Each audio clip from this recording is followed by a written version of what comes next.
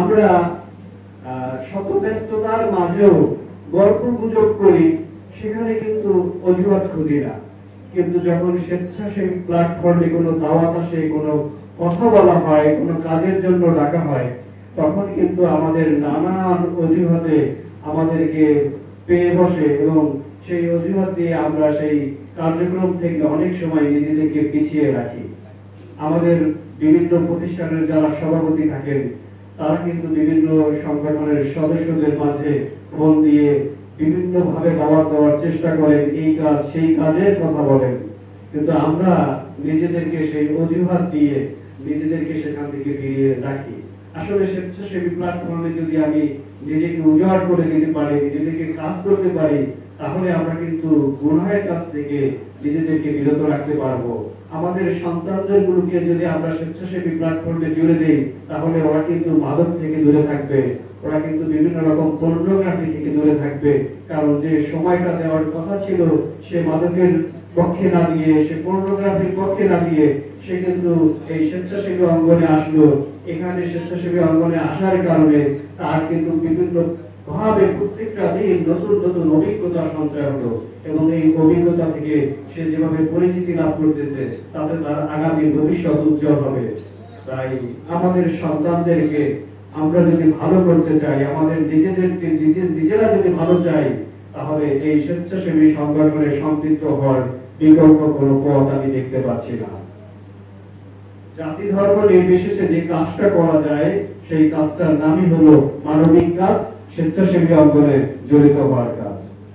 Sherebangla blood donors club সহ অন্যান্য যারা এখানে আছেন, তাদের প্রতি আমি সবিনয় অনুরোধ রাখবো, শুধু ব্লাড নিয়ে কাজ নয়, আমরা উজ্জীবন মানব উন্নয়ন সংস্থা বানারীপাড়া বরিশাল, এই সংগঠনটি কিন্তু নিবন্ধিত একটি সংগঠন।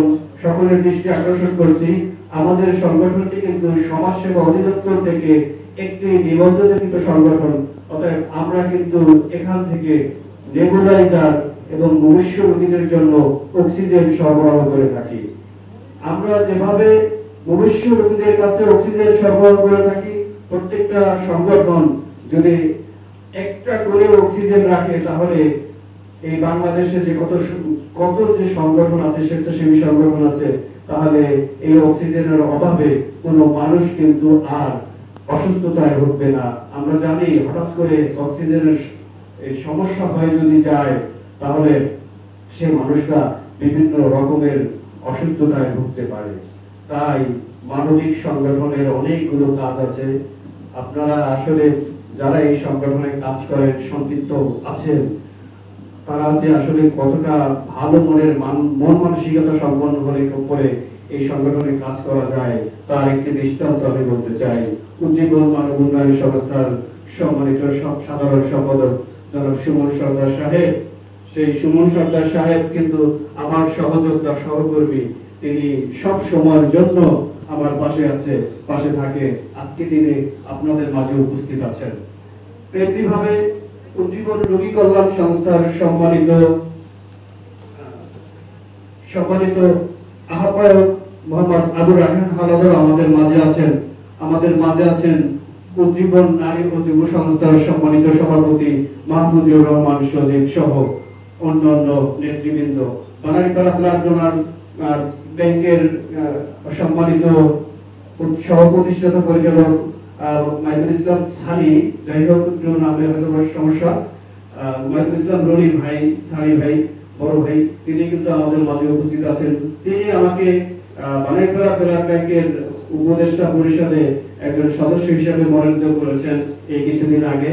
যাই হোক, সকলকে অন্তরের অন্তঃস্থল থেকে ধন্যবাদ জানিয়ে আমার বক্তব্য আমি আসলে সংক্ষেপ করলাম।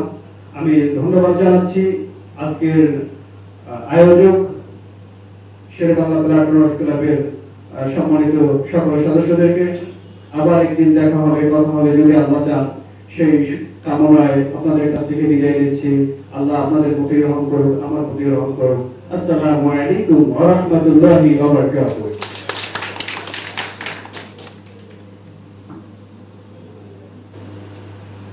ধন্যবাদ।